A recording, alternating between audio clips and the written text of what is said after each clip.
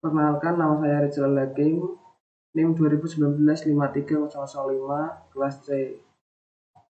Di sini saya akan menjelaskan konsep entitas dari materi database management system. Terminologi meliputi entity, atribut, data value atau nilai atau isi data, record atau table, dan file. Entity bisa disebut orang, tempat, kejadian, atau konsep yang informasinya direkam. Contoh, entity pada rumah sakit, yaitu contohnya pasien, dokter, obat, kamar. Entity pada universitas, mahasiswa, dosen, mata kuliah, dan buku. Atribut, setiap entity mempunyai atribut. Atribut adalah sebutan untuk mewakili suatu entity. Contoh, seorang mahasiswa dapat dilihat dari atributnya, misalnya nama, nomor siswa, alamat, nama orang tua, dan hobi. Atribut yaitu data elemen, data file, data item. Ini adalah atribut keterangan gambar mahasiswa. Data value, nilai atau isi data. Data value adalah data aktual atau informasi yang disimpan pada tiap data elemen atau atribut. Contoh, atribut nama mahasiswa menunjukkan tempat di mana informasi nama mahasiswa disimpan. Data value adalah Adi, Arif, Budi, merupakan isi data dari atribut nama mahasiswa tersebut. Contoh atribut dan data value. Record atau table. Record table adalah kumpulan elemen-elemen yang saling berkaitan menginformasikan tentang suatu entity secara lengkap. Satu record mewakili suatu data atau informasi tentang suatu dari sebuah objek. Misalnya NIM, nama mahasiswa, tanggal lahir, alamat mahasiswa, IPK. Satu record terdiri dari value yang paling berhubungan untuk menunjukkan bahwa file disebut dalam satu pengertian yang lengkap dan direkam dalam satu record. Bisa dilihat ini contoh record 1, record 2, dan record 3. Selanjutnya yaitu file. File yaitu kumpulan record-record jenis yang mempunyai panjang elemen yang sama, atribut yang sama, namun berbeda-beda data value-nya. Dalam satu file terdapat record-record yang sejenis, sama besar, sama bentuk, merupakan satu kumpulan entity yang seragam. Data management system. Database adalah kumpulan file-file yang punya kaitan antara satu file dengan file yang lain, sehingga membentuk satu bangunan data untuk menginformasikan suatu perusahaan investasi dalam batasan tertentu. Zat program pengelola, satu paket program yang dibuat agar memudahkan dan mengefisienkan pemasukan atau perekaman informasi dan pengambilan atau pembacaan informasi ke database. Sedangkan database management system adalah suatu koleksi kumpulan data yang saling berrelasi dan satu set program untuk mengakses database, membaca data, mengisi data, menghapus data, dan melaporkan data.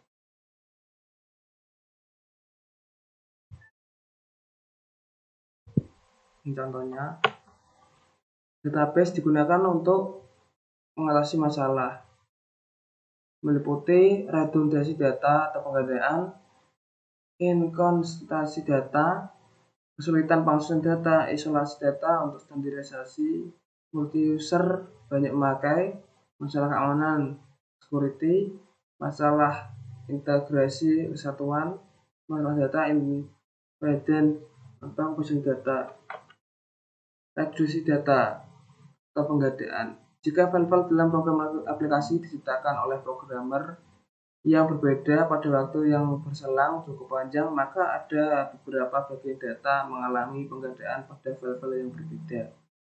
Contoh alamat dan nomor telepon. Dari pelanggan kita tercatat pada file disposito, juga pada file rekening, koran, dan juga file nasabah. Penyimpanan di beberapa tempat untuk data yang sama ini disebut sebagai redundasi dan mengakibatkan pemborosan ruang penyimpanan dan juga biaya untuk mengakses jadi lebih tinggi. Inkonsistensi data, yaitu penyimpanan data yang sama berulang-ulang di beberapa file dapat mengakibatkan juga konsistensi dalam kurang tidak konsisten. Contoh, bila suatu ketika pelanggan tersebut pindah alamat dan nomor telepon, maka seharusnya ketika file yang membuat data tersebut harus diubah atau diupdate. Bila salah satu saja dari file yang mengandung data tersebut terlewat diupdate, maka sudah tidak konsisten tadi. Kesulitan pengaksesan data. Pada suatu saat dibutuhkan untuk mencetak data siapa yang saja pelanggan yang berada di kode pos 50711-3, padahal belum tersedia program yang telah ditulis untuk mengeluarkan data tersebut. Maka kesulitan tersebut timbul, dan penyelesaian untuk itu adalah ke arah DBMS yang mampu mengambil data secara langsung dengan bahasa yang familiar dan mudah digunakan atau user friendly. Multiple user atau banyak pemakai. Salah satu alasan mengapa database dibangun karena nantinya data tersebut digunakan oleh banyak orang dalam waktu yang berbeda, diakses oleh program yang sama, tapi berbeda orang dan waktu, dalam rangka mempercepat semua daya guna sistem dan mendapat responsi waktu yang tepat. Beberapa sistem mengizinkan banyak pemakai untuk mengupdate data secara simultan. Masalah keamanan atau security. Tidak setiap pemakai sistem database diperbolehkan untuk mengakses semua data. Misalkan data mengenai gaji pegawai hanya boleh dibuka oleh bagian keuangan dan personalia. Tidak diperkenankan bagian gudang membaca dan mengubahnya. Keamanan ini dapat diatur lewat program aplikasi yang dibuat oleh pemrogram dengan menggunakan password atau user level untuk setiap pengaksesan data. Selanjutnya masalah integrasi atau kesatuan. Database berisi file-file yang saling berkaitan. Masalah utama adalah bagaimana kaitan antara file tersebut terjadi, meskipun file mengetahui bahwa file A berkaitan dengan file B. Namun secara teknis, maka ada file kunci yang mengaitkan kedua file tersebut. Masalah data independence atau kebebasan. Bagaimana kita mampu menciptakan di mana antara program aplikasi dan database pada keadaan terpisah, sehingga perintah-perintah dalam paket DBMS bebas terhadap database. Namun perlu pula dipikirkan bagaimana bila ada syarat terhadap database yang ada. Misalnya, syarat pengambilan uang tabungan bank adalah harus disisakan paling minimal 25.000. Syarat ini tentu dimasukkan dalam database yang dibangun saja. Namun bagaimanakah bila suatu ketika syarat itu telah bergeser, bagaimana bila dari syarat 25.000 menjadi 50.000? Di sini program aplikasi dan database yang telah dibangun haruslah diubah, dan ini menunjukkan ketidakbebasan program yang dibuat terhadap database. Abstraksi data adalah sistem sesungguhnya tentang teknis bagaimana data simpan dan dipelihara, seakan-akan tersembunyi kerumitannya, dan kemudian diungkapkan dalam bahasa dan gambar yang mudah dimengerti oleh orang awam. Ini contoh abstraksi data. 1, user 2, dan user N. 1. Level basic, level aplikasi.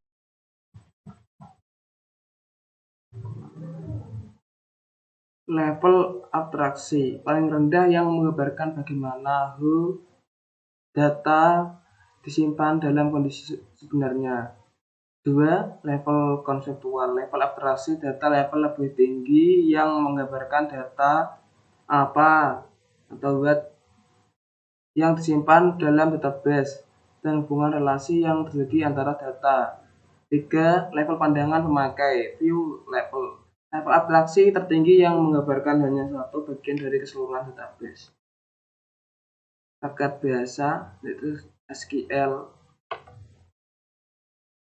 Data manipulasi HTML bahasa yang memperbolehkan pemakai untuk akses untuk manipulasi data yang telah diorganisasikan sebelumnya di database. Dengan DML berarti akan memiliki informasi yang tersimpan di database, menyisipkan informasi baru ke database, menghapus informasi dari database. Secara dasar ada dua tipe DML, yaitu prosedural dan non-prosedural.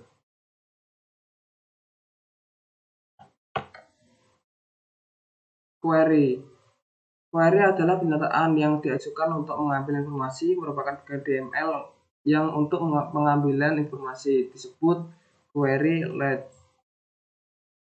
Contoh query ini adalah contoh query language.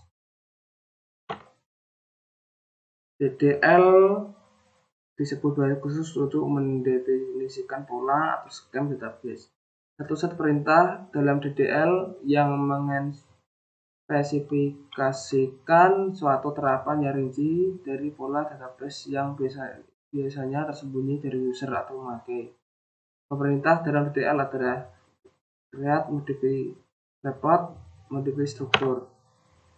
Penggunaan database yang pertama database manager, database administrator, 3 database user. Database manager satu modul program yang menyediakan interface atau penyimpanan data low level dalam database dengan satu aplikasi program dan query yang diajukan ke sistem. Database administrator adalah orang yang mempunyai kekuasaan sebagai pusat pengontrolan terhadap seluruh sistem baik data maupun program yang mengakses data. Ini adalah database user gambar. Sedangkan database user adalah orang yang melakukan bagaimana informasi dibaca dan disimpan data baru dalam database. Memakai database atau database user, yaitu programmer aplikasi, casual user, naive user, special user. Programmer aplikasi adalah profesional komputer yang berinteraksi dengan sistem lewat DML yang dibuat dengan bahasa C, COBOL, dan lainnya. Program-program yang dibuat disebut sebagai program aplikasi, misalnya untuk perbankan, akuntansi, dan lain-lain. Sintaks DML berbeda dengan sintaks bahasa komputer umumnya. Casual user adalah pemakai yang telah berpengalaman berinteraksi dengan sistem tanpa menulis program, tapi memakai bahasa query. Setiap query akan mengajukan ke query processor yang mengambil dari perintah DML.